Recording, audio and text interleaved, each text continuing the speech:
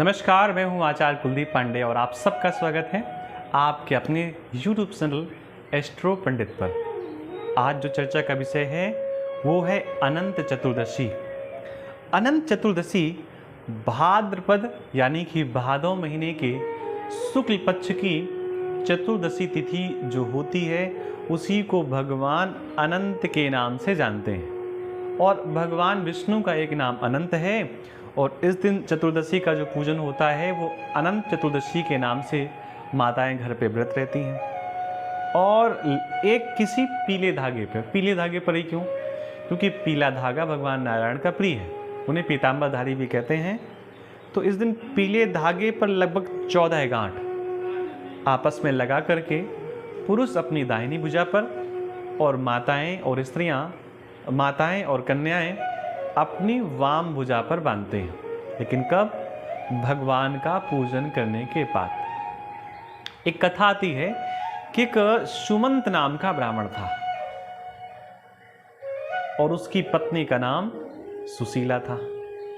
सुशीला का विवाह सुमंत नाम के ब्राह्मण से हुआ। रास्ते पर जब ब्राह्मण अपनी पत्नी को लेकर के जा रहा था तो पत्नी ने कहा, स्वामी मुझे थोड़ी सी थकावट है, मैं जाकर के सरोवर के किनारे बैठ करके थोड़ा सा आराम कर लेती हूँ, जल पी लेती हूँ और फिर पुनः आपके साथ चलती हूँ। पति ने कहा ठीक है, आप जाइए, आराम करिए। सुशीला नाम की जो पत्नी थी उस ब्राह्मण की, वो गई नदी के किनारे, सरोवर के किनारे। प्रातःकाल का समय था तो मालूम पड़ा वहाँ पर बहुत सारी स्त्रियाँ पूजन कर रही हैं, व्रत कर रही हैं।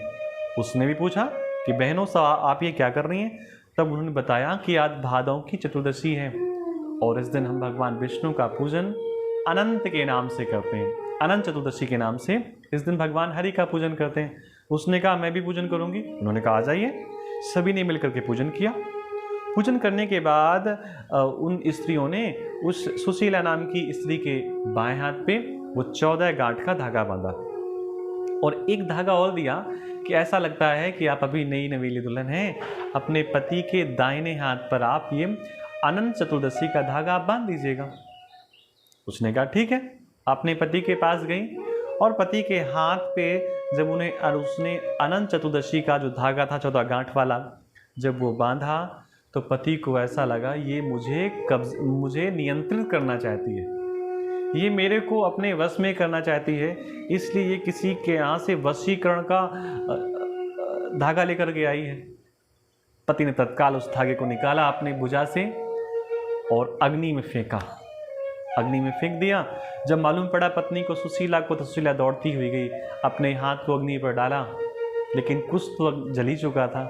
उसको तत्काल धागे को लेकर के उस सुशीला ने दुग्ध में डाल दिया, उसको शांत किया और पति से पूरी बात बताई। लेकिन पति था कि मानने वाला नहीं था।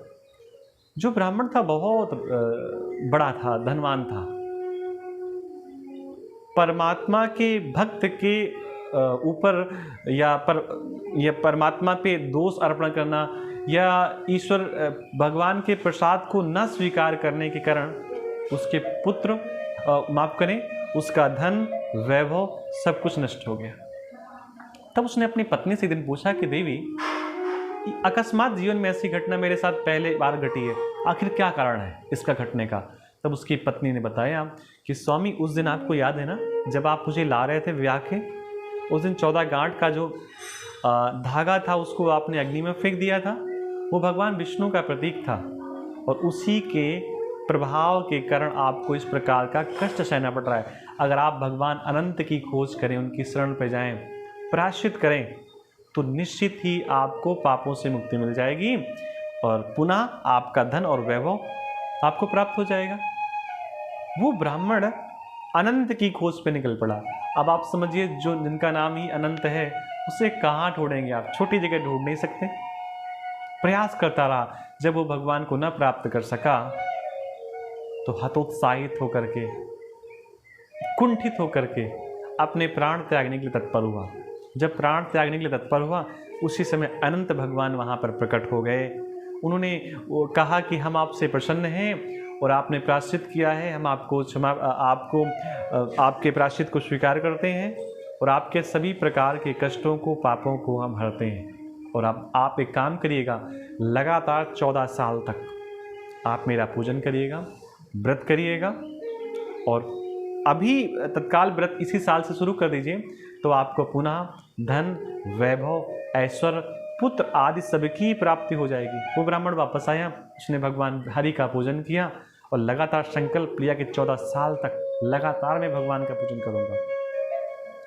और उसने पूजन किया, ईश्वर की कृपा से उसको सब प्रकार की संपत्तियों से युक्त हुआ और फिर भगवान के धाम को अंत में हो गया।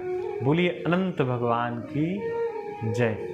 अगर चैनल पर पहली बार आए हैं तो सब्सक्राइब जरूर कर लें। मिलते हैं किसी नई जानकारी के साथ, तब तक के लिए आप सबको राम राम, नमस्कार।